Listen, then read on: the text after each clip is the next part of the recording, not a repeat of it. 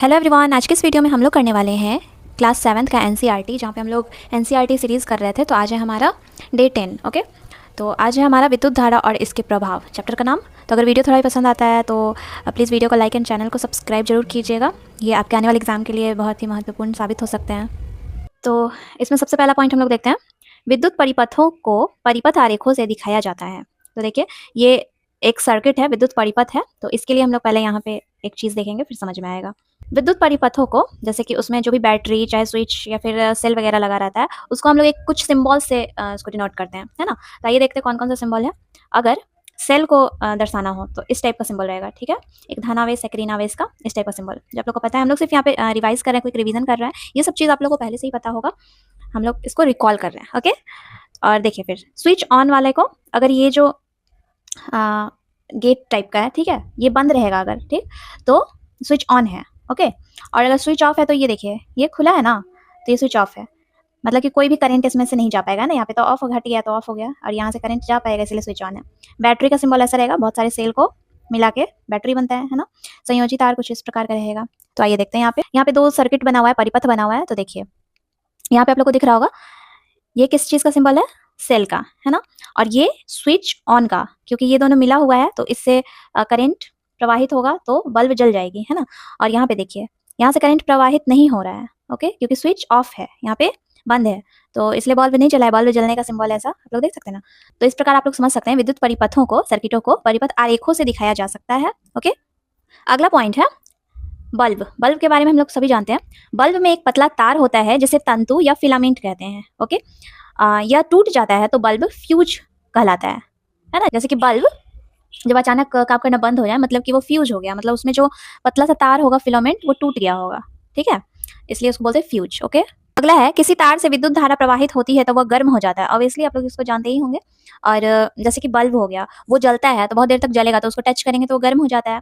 तो उसी को यहाँ पे कहा गया है कि किसी तार से अगर करंट प्रवाहित हो रहा है, मतलब कि उसमें हीट उत्पन्न हो जाएगा। ओके, अगले यहाँ पे देखते हैं, किसी तार में उत्पन्न उष्मा का परिमाण उस तार के पदार्थ, लंबाई तथा मोटाई पर निर्भर करता है। ओके, जैसे कि किसी तार में, मतलब जैसे हीट उत्पन्न हो रहा है, तो वो किस टाइप का मटेरियल है, मतलब कैसा मटेरियल है उस तार का, उसका लंबाई कितना है तथा उसका मोटाई किस प्रकार का है, इस पर डिपेंड करेगा। ओके, अगला है, कुछ विशेष पदार्थों के बने तारों से जब अधिक विद्युत धारा प्रवाहित होती है तब वह तुरंत टूट जाता है। इसका उपयोग विद्युत फ्यूज बनाने में किया जाता है। तो देखिए, कभी कभी जैसे करंट प्रवाहित होता है तो कुछ इस प्रकार के मटेरियल से तार बने होते हैं कि वो टूट जाते हैं। जैसे करंट प्रवाहित होता है तो हम लोगों ने देखा है कि वो गर्म हो जाता है। तो इस प्रकार जब गर्म हो जाएगा तो वो ऑलरेडी क्षति हो जाएगा, क्षति पहुंचेगा उसको, तो टूट जाएगा।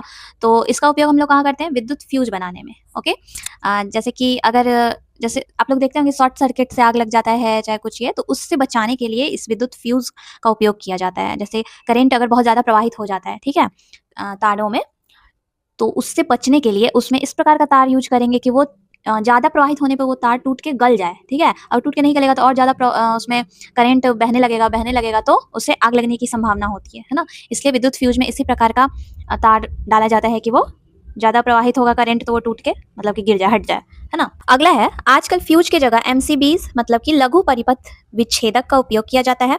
तो ये आप लोग को पता ही होगा कि एमसीबी यूज होता है हमारे घरों में, जैसे फ्यूज की जगह पे। तो एमसीबी में मतलब स्विच होता है, तो जैसे ही मतलब ज़्यादा करंट उत्पन्न होगा तार वार में ऐसे, तो वो स्विच अपने आप ऑटोमेटिक मतलब ऑफ हो जाएगा। उसमें ऐसा नहीं रहता कि तार ऐसा गल जाएगा, ये सब, ये ऑटोमेटिक वो स्विच बंद हो जाएगा। ओके, तो बाद में हम लोग फिर उसको ऑन कर सकते हैं। अगला हम लोग देखते हैं, जब किसी तार से विद्युत धारा प्रवाहित होती है तो वह चुंबक के जैसा व्यवहार करता है। किसी भी तार से जब करंट को फ्लो किया जाएगा तो वो एक मैग्नेट बन जाएगा, है ना, चुंबक की भांति। तो ये एक पॉइंट है। अगला हम लोग देखते हैं, विद्युत घंटी विद्युत धारा का चुंबकीय प्रभाव पर आधारित है। ओके, विद्युत घंटी। नेक्स्ट पॉइंट है, लोहे के टुकड़े पर विद्युत रोधी तार से लिपटी विद्युत धारावाही कुंडली को विद्युत चुंबक कहते हैं। जैसे कि लोहे के टुकड़े पर, जैसे कि हम लोग कोई कील वील ले लेते हैं, ठीक है, उसके ऊपर एक तार को ऐसे ऐसे लपेट देते हैं, ठीक है, ऐसे ऐसे इस टाइप से, इसको कुंडली कहते हैं। और इसको हम लोग जब सर्किट से जोड़ देते हैं तो उस कुंडली, मतलब वो जो है ना, एक मैग्नेट की तरह अभी बिहेव करने लगेगा, इसलिए उस जो कुंडली को विद्युत चुंबक कहेंगे, वो चुंबक की भांति कार्य करेगा। ओके, तो चलिए अब इससे रिलेटेड हम लोग कुछ क्वेश्चंस को करते हैं। सबसे पहला क्वेश्चन है, किसी भी विद्युत परिपथ में यह प्रतीक दर्शाता है, ये प्रतीक तो क्या दर्शाता है, ये बैटरी को। ओके, अगर एक ऐसा रहेगा, बस ये सिंबल रहेगा तो ये सेल को दर्शाएगा। ओके, अगला है, किसी तार में उत्पन्न उष्मा का परिमाण निर्भर करता है, किस पर निर्भर करता है, तार की मोटाई पर, तार की लंबाई पर, या तार के पदार्थ का प्रकार पर। तो हम लोगों ने देखा है ये सभी चीज़ों पर निर्भर करता है। ओके, तो इनमें से सभी। अगला है किसी विद्युत परिपथ में अत्यधिक विद्युत प्रवाह से संभव है क्या हो जाएगा? अगर किसी सर्किट में ज़्यादा करंट फ्लो हो जाएगा तो क्या होता है उसमें? परिपथ टूट जाता है, मतलब जो सर्किट बना रहता है वो टूट जाता है, तो ये भी सही है। फ्यूज गल जाता है तो सही है। विद्युत उपकरण का जल जाना तो ये भी सही है, तो इनमें से सभी हो जाएगा। अगला है किसी परिपथ में फ्यूज के गल जाने से क्या होता है? कम धारा प्रवाह होने लगती है या अत्यधिक धारा प्रवाह होने लगती है या कोई धारा प्रवाह नहीं होती। तो फ्यूज गल जाता है तो क्या होता है? कोई धारा प्रवाह नहीं होती है। अगला है स्विच का काम क्या है? ऑन होना, ऑफ होना या ऑन ऑफ दोनों होना, तो यही सही होगा। अगला है विद्युत घंटी निम्न में से किस सिद्धांत पर कार्य करता है? तो विद्युत घंटी चुंबकीय प्रभाव पर कार्य करता है। ओके। अगला है जब तांबे के तार ए बी से विद्युत धारा प्रवाहित होती है जैसा कि चित्र में दिखाया गया है, तब तार, ये है वो फिगर, तो क्या करता है ऑप्शन में देखिए, तो तार क्या करेगा? अपने पास रखी चुंबकीय सुई को विक्षेपित कर देता है। तो देखिए पहला ही आपका ऑप्शन जो है करेक्ट हो जाएगा, क्योंकि किसी भी तार में करंट फ्लो होता है तो वो एक चुंबक की भांति व्यवहार करता है ना, तो ये आपका सही हो जाएगा। अगला है वह कथन चुने जो विद्युत फ्यूज के मामले में सही नहीं है। ओके। सभी भवनों के विद्युत सर्किट में फ्यूज लगाए जाते हैं, जो कि सही है। विद्युत परिपथ के माध्यम से सुरक्षित रूप से प्रवाहित होने वाली धारा की एक अधिकतम सीमा होती है, जो कि ये भी सही है। विद्युत परिपथ में सुरक्षित रूप से प्रवाहित होने वाली धारा की एक न्यूनतम सीमा होती है, न्यूनतम सीमा नहीं होती है, अधिकतम सीमा होती है। तो ये वाला चीज जो है गलत है, मतलब ये आंसर आपका सही हो जाएगा। ओके। अगला है 3 बल्ब दिए गए हैं यहाँ पे, तो कह रहा है इस सर्किट में करंट फ्लो होगा तो सबसे पहले कौन सा बल्ब जलेगा? तो देखिए करंट जैसे ही फ्लो होगा इसमें ए बी सी तीनों बल्ब ही जलने लगेंगे। ओके, तो आपका ऑप्शन नंबर हो जाएगा 3 करेक्ट।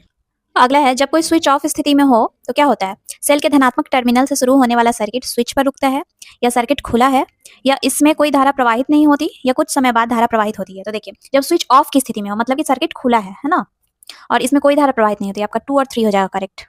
अगला है इलेक्ट्रिक गैजेट या उपकरण सर्किट का उपयोग करते समय निम्नलिखित में से कौन सी सावधानी बरतने की आवश्यकता नहीं है? तो देखिए हमें कभी भी मेन से जुड़े बिजली के बल्ब को नहीं छूना चाहिए, तो ये है। हमें कभी भी मेन या जनरेटर इन्वर्टर आपूर्ति का प्रयोग नहीं करना चाहिए। हमें फ्यूज के स्थान पर कभी भी किसी तार या धातु की पट्टी का उपयोग नहीं करना चाहिए, तो इसमें सावधानी बरतने की आवश्यकता है। सॉरी यहाँ पे नहीं दिख पाया होगा, यहाँ पे देखिए हमें कभी भी स्विच ऑन स्थिति में नहीं रखना चाहिए, तो ये हो जाएगा। मतलब इसमें कह रहा है कि इसमें सावधानी बरतने की आवश्यकता नहीं है, तो आपका ऑप्शन नंबर 4 करेक्ट हो जाएगा इस हिसाब से। इस तरह से आज का चैप्टर भी हमारा कंप्लीट होता है। तो आई होप आप लोग को समझ में आया होगा। तो चलिए मिलते हैं नेक्स्ट वीडियो में, तब तक के लिए bye and all the best सभी को।